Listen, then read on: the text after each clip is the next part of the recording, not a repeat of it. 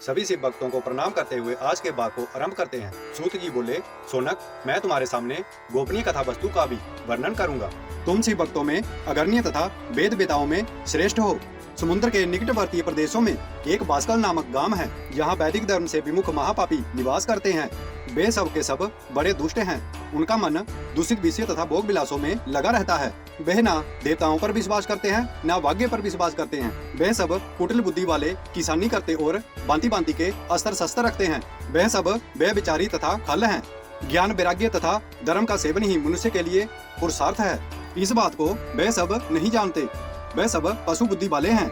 यहाँ के दिग्गज ऐसे हैं, वहाँ के अन्य वर्णों के लिए क्या कहा जाए। वहाँ के अन्य वर्णों के लोग भी कुसंगति विचार रखने वाले धर्म से विमुख हैं। वे सब कुकर्म में लगे रहते हैं और विषय भोगों में डूबे रहते हैं। वहाँ की स्त्रियां भी कुटिल बुद्धि वाली, कुसंगति विचार रखने वाली हैं। वे सदाचार तथा सद्व्यवहार से सर्वथा शून्य हैं। इस प्रकार वहाँ दुष्टों का ही निवास है। उस बास्कल नामक ग्राम में इसी समय एक बिंदु नाम का ब्राह्मण रहता था। वह बड़ा अधम, दुरात्मा, महापापी था।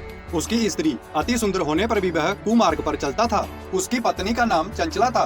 वह उत्तम धर्म के कार्यों में लगी रहती थी, तो भी वह दुष्ट ब्राह्मण उसे छोड़कर वैश्यगामी हो गया था।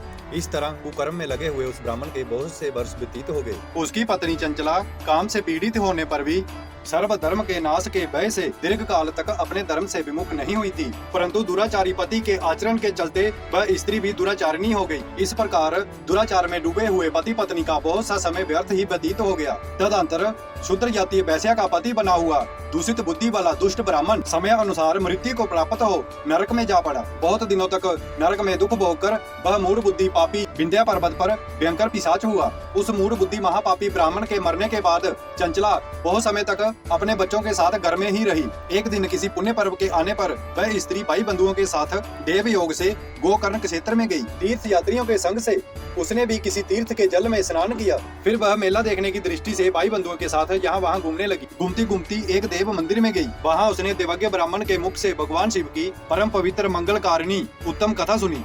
कथावाचक कह रहे थे, जो स्त्री पुरुषों के साथ वे विचार करती है, मरने के बाद जब वह जमलोक में जाती है, यमदूत उसकी जोनी में तपते हुए लोहे का परिग डालते हैं। वैराग्य को बढ़ाने वाली कथा को सुनकर चंचला भय से व्याकुल हो कांपने लगी। कथा समाप्त होने पर कथा को सुनने वाले लोग वहां से जब चले गए, तब वह भयभीत नारी एकांत में कथा करने वाले ब्राह्मण देवता से बोली, ब्राह्मण, मैं अपने धर्म को नहीं जानती थी, इसलिए मेरे द्वारा बहुत दुराचार हुआ है। स्वामिन, मेरे ऊपर कृपा करके मेरा उद्धार कीजिए। आज आपके वैराग्य रस से भरे प्रवचन को सुनकर मुझे बहुत भय लग रहा है। मैं कांप उठी हूँ और मुझे इस संसार से वैराग्य हो गया है। मुझ मूढ़ पापिन को धिक्कार है। मैं सर्वथा निंदा के पात्र हूँ। कुसंगति विषयों में फंसी धर्म से विमुख हो गई हूँ। ना जाने किस किस घोर कष्ट की दुर्गति में पड़ना पड़ेगा और वहाँ कौन बुद्धिमान पुरुष कुमार्ग में मन लगाने वाली मुझ जैसी पापिन का साथ देगा। मृत्यु काल में उन भयंकर जमदूतों को मैं कैसे देखूंगी। जब बलपूर्वक मेरे गले में फंदे डालकर मुझे बांधेंगे, तब मैं कैसे धीरज धारण कर सकूंगी। नरक में जब मेरे शरीर के टुकड़े टुकड़े किए जाएंगे, उन विशेष दुख देने वाली यातनाओं को मैं कैसे सहूंगी। हाय, मैं जल गई, मैं मर गई। मेरा हृदय हर प्रकार से विदीर्ण हो गया और मैं हर प्रकार से नष्ट हो गई, क्योंकि मैं हर प्रकार से पाप में ही डूबी रही हूँ। ब्राह्मण, आप ही गुरु, आप ही माता, आप ही पिता हैं।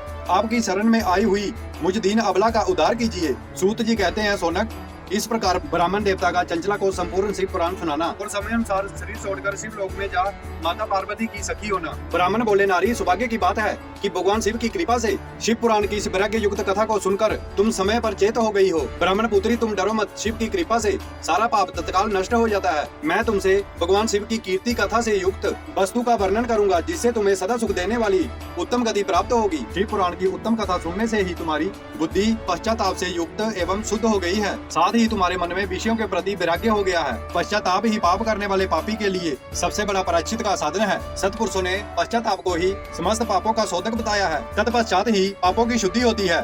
पश्चाताप ही पापों का प्रायश्चित है। जो मनुष्य विधि पूर्वक पश्चाताप करके निर्विज्ञ हो जाता है और अपने कुकर्मों का प्रायश्चित नहीं करता, उसे अवश्य ही उत्तम गति प्राप्त नहीं होती। जिसे अपने किए पर पश्चाताप होता है, वह अवश्य ही उत्तम गति का भागी होता है। इसमें कोई संशय नहीं है। शिव पुराण को सुनने से जैसी चित्त शुद्धि होती है, ऐसी दूसरे उपायों से नहीं होती। मनुष्य के शुद्ध चित्त में माँ जगदम्बा सहित भगवान शिव विराजमान रहते हैं। ऐसे ही विशुद्ध आत्मा पुरुष सदा शिव को प्राप्त करते हैं। इस उत्तम कथा का श्रवण समस्त मनुष्यों के कल्याण का बीज है। यथोचित मार्ग से इसकी आराधना अथवा सेवा करनी चाहिए। भगवान शिव की कथा को सुनकर अपने हृदय में उसका मनन और निंध्यासन करना चाहिए। इससे पूर्णतः चित्त शुद्धि हो जाती है। चित्त शुद्धि होने से महेश्वर की भक्ति अपने दोनों पुत्रों ज्ञान और वैराग्य के साथ निश्चय ही प्रकट हो जाती है। तत्पश्चात महेश्वर के अनुग्रह से दिव्य मुक्ति प्राप्त होती है। इसमें कोई संशय नहीं है। जो मुक्ति से वंचित है उसे पशु समझना चाहिए, क्योंकि उसका चित्त माया के बंधन में असत है। वह निश्चय ही संसार बंधन से मुक्त नहीं हो पाता। ब्राह्मण पुत्री, अपने चित्त को विषयों से हटाकर भक्ति भाव से भगवान शिव की इस परम पावन कथा को सुनो। परमात्मा शिव की इस कथा को सुनने से तुम्हारे चित्त की शुद्धि होगी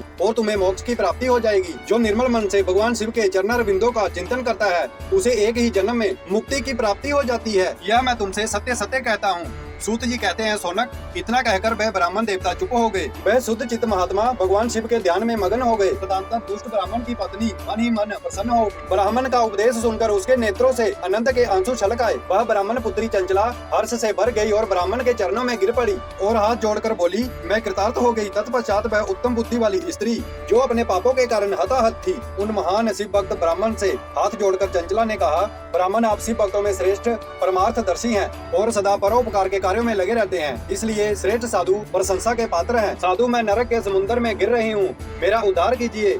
पुराणिक अर्थ तत्व से संपन्न जिस सुंदर शिव पुराण की कथा को सुनकर मेरे मन में संपूर्ण विषयों से वैराग्य उत्पन्न हो गया है, उस शिव पुराण को सुनने के लिए इस समय मेरे मन में बड़ी श्रद्धा हो रही है। सूत जी कहते हैं, ऐसा कहकर हाथ जोड़ उनका अनुग्रह पाकर चंचला उस शिव पुराण की कथा को सुनने की इच्छा मन में लिए उन ब्राह्मण देव की सेवा में तत्पर हो वहां रहने लगती है। तदंतर शिव भक्तों में श्रेष्ठ और शुद्ध बुद्धि वाले उन ब्राह्मण देव ने उसी स्थान पर उस स्त्री को शिव पुराण की उत्तम कथा सुनाई। इस प्रकार उस गोकर्ण नामक महाक्षेत्र में उन्हीं श्रेष्ठ ब्राह्मण से उसने शिव पुराण की वह परम कथा सुनी, जो भक्ति, ज्ञान और वैराग्य को बढ़ाने वाली तथा मुक्ति देने वाली है। उस परम उत्तम कथा को सुनकर वह ब्राह्मण पुत्री अत्यंत कृतार्थ हो गई। उसका चित्त शीघ्र ही शुद्ध हो गया। फिर भगवान शिव के अनुग्रह से उसके हृदय में शिव के सगुण रूप का चिंतन होने लगा। इस प्रकार उसने भगवान शिव में लगी रहने वाली उत्तम बुद्धि पाकर शिव के सच्चिदानंद में स्वरूप का बारंबार चिंतन आरंभ किया। तत्पश्चात समय के पूरा होने पर भक्ति, ज्ञान और वैराग्य से युक्त हुई चंचला ने अपने शरीर को बिना किसी कष्ट के त्याग दिया। इतने में ही त्रिपुर शत्रु भगवान शिव का भेजा हुआ एक दिव्य विमान तीव्र गति से वहां पहुंचा, जो उनके अपने गुणों से संयुक्त और भांति भांति के शोभा साधनों से संपन्न था। चंचला उस विमान पर आरूढ़ हुई और भगवान शिव के श्रेष्ठ पार्षदों ने उसे तत्काल शिवपुरी में पहुंचा दिया। उसके सारे मल धुल गए। वह दिव्य रूप धारिणी दिव्यांगना हो गई थी। उसके दिव्य अवयव उसकी शोभा बढ़ाते थे। मस्तक पर अर्धचंद्र का मुकुट धारण किए गौरा देवी शोभाशाली दिव्य आभूषणों से विभूषित थी। शिवपुरी में पहुंचकर उसने सनातन देवता त्रिनेत्रधारी महादेव जी को देखा। सभी मुख्य मुख्य देवता उनकी सेवा में खड़े थे। गणेश, नंदी और वीरभद्र आदि उनकी सेवा में उत्तम भक्ति भाव से उपस्थित थे। उनकी कीर्ति करोड़ों सूर्यों के समान प्रकाशित हो रही थी। कंठ में नील चिन्ह शोभा पाता था। 5 मुख और प्रत्येक मुख में 3-3 नेत्र थे। मस्तक पर अर्धचंद्राकार मुकुट शोभा देता था। उन्होंने अपने ब्रह्मांड बाग में गौरी देवी को बिठा रखा था, जो विद्युत पुष्प के समान प्रकाशित थी। गौरीपति महादेव जी की कीर्ति कपूर के समान गौरी थी। उनका सारा शरीर श्वेत भस्म से बासी था। शरीर पर श्वेत वस्त्र शोभा पा रहे थे। इस प्रकार परम उज्ज्वल भगवान शंकर के दर्शन करके वह ब्राह्मण पुत्री चंचला बहुत प्रसन्न हुई। अत्यंत प्रतियुक्त होकर उसने बड़ी उतावली के साथ भगवान शंकर को बारंबार प्रणाम किया। फिर हाथ जोड़कर बड़े प्रेम से, आनंद और संतोष से युक्त विनती भाव से वह खड़ी हो गई। उसके नेत्रों से अनंत अश्रुओं की अविरल धारा बहने लगी। उस समय भगवती पार्वती और भगवान शंकर ने उसे बड़े ही करुणा के साथ अपने पास बुलाया और सौम्य दृष्टि से उसकी ओर देखा। पार्वती जी ने तो दिव्य रूप धारिणी बिंदु प्रिय चंचला को प्रेम पूर्वक अपनी सखी बना लिया। वह उस परमानंद ज्योति स्वरूप सनातन धर्म में अचल निवास पाकर अक्षय सुख का अनुभव करने लगी। इस प्रकार शिव पुराण सुनने से कुकर्म में पड़ी हुई चंचला को शिवलोक की प्राप्ति हो गई।